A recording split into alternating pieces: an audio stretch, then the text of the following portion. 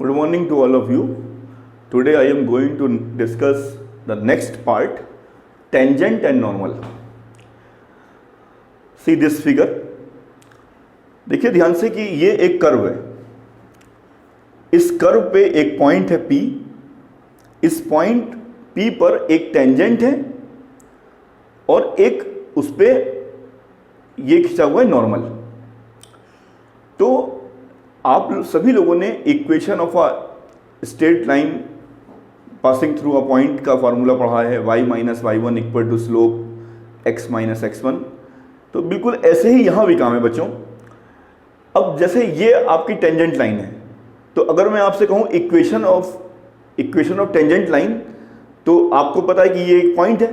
तो passing through a point का formula क्या होता है, y minus Y one equal to m slope को मैंने आपको बताया डी बाई डी एक्स होता है x माइनस एक्स वन. अब इक्वेशन ऑफ नॉर्मल क्या है? सबसे पहले ये तो आपका टेंजेंट हो गया.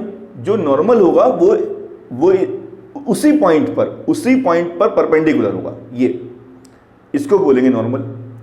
तो आपको मैंने एक कंडीशन बताई थी क्लास 11th में, m1 m2 equal to minus one. तो अगर एक स्लोप m1 है तो दूसरे का slope minus one upon m1 हो जाएगा, जो जैसा कि आपको सभी को मालूम है. तो इसकी भी इक्वेशन क्या हो जाएगी, y minus Y one equal to minus one upon D by D X X minus X one. बहुत सिंपल चीज़ है, कोई बहुत कठिन चीज़ नहीं है. बस आपको मुझे ये चीज़ समझानी है कि ये टेंजेंट है और ये नॉर्मल है. See the second figure. Angle between two curves. एक कर्व है C1, एक कर्व है C2. आपको इन दोनों कर्व के बीच का एंगल निकालना है. तो सबसे पहले एंगल बिटवीन टू कर्व्स के बारे में समझ लीजिए. The angle of intersection of to curves is defined to be the angle between the tangents to the two curves at their point of intersection. इस कर्व पे जो टेंजेंट है C1 पे ये वाली है, और जो आपका कर्व C2 है उसको मैंने रेड कलर से दिखा रखा है. एक टेंजेंट ये. तो इन दोनों कर्व के बीच में वही एंगल बनेगा जो इन दोनों टेंजेंट्स के बीच में एंगल बना है, यानी कि थीटा. तो बच्चों आप सभी को पता है ये ट्राइंगल दिख रहा है, तो ये आपका एक्सटीरियर एंगल है.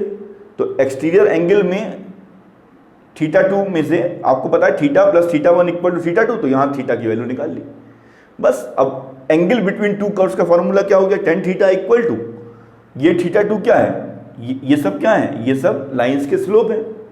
तो ये स्लोप का फॉर्मूला लगा दिया, m1 minus m2 upon 1 plus m1 m2. ये आपका आ गया. अब देखो बच्चों ऑर्थोगोनल कर्व क्या होता है. ऑर्थोगोनल कर्व उसको बोलते हैं जहां पर दो कर्व्स के बीच में जो एंगल होता है वो 90 डिग्री का होता है. यानी कि ये वाला थीटा अगर 90 डिग्री का है तो इसका मतलब है उन कर्व्स को हम लोग क्या बोलेंगे बच्चों, ऑर्थोगोनल कर्व्स. नोट कर लीजिए आप लोग ध्यान से.